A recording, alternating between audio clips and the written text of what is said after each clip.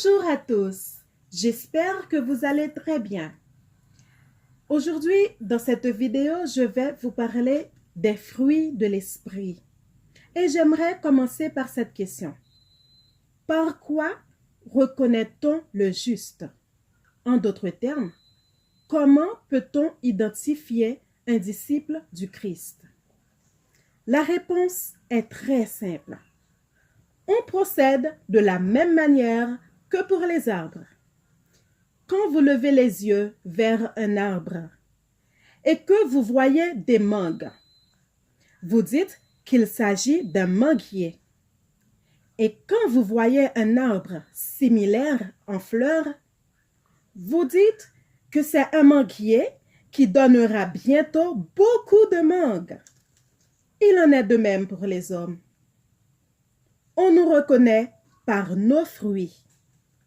Nous donnons les fruits de la chair si nous faisons les œuvres de la chair.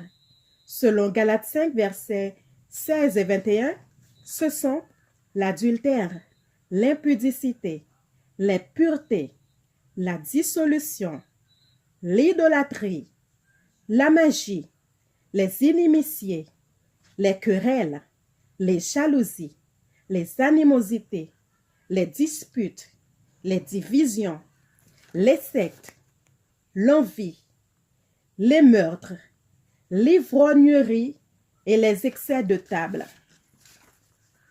Mais lorsque nous acceptons la grâce de Dieu, notre cœur, au fur et à mesure, va transformer. Nous atteindrons la maturité spirituelle parce que nous vivons en toute conscience de nos émotions. C'est-à-dire, quand nous réfrénons les œuvres de la chair, en recherchant les œuvres de l'esprit qui, selon les versets 22 et 25, l'amour, la joie, la paix, la patience, la bonté, la bénignité, la fidélité, la douceur et la tempérance. Laissez-moi vous dire maintenant ce qui risque de vous arriver quand vous essayez de cultiver en vous les fruits de l'esprit.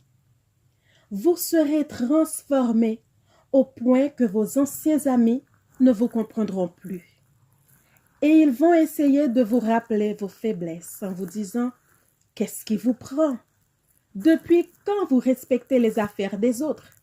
N'aviez-vous pas fait les 500 coups? » Certains seront même déçus de ces comportements passés et peuvent même vouloir partir. Ça peut être votre femme, votre fiancé ou un ami. Laissez-les partir et remerciez Dieu d'avoir été jugé apte à recevoir sa transformation. Si vous pouvez passer cette étape sans maudire, sans vous défendre et pardonner, alors vous aurez la preuve que les fruits de la chair sont bel et bien morts en vous et que désormais vous êtes nés de nouveau.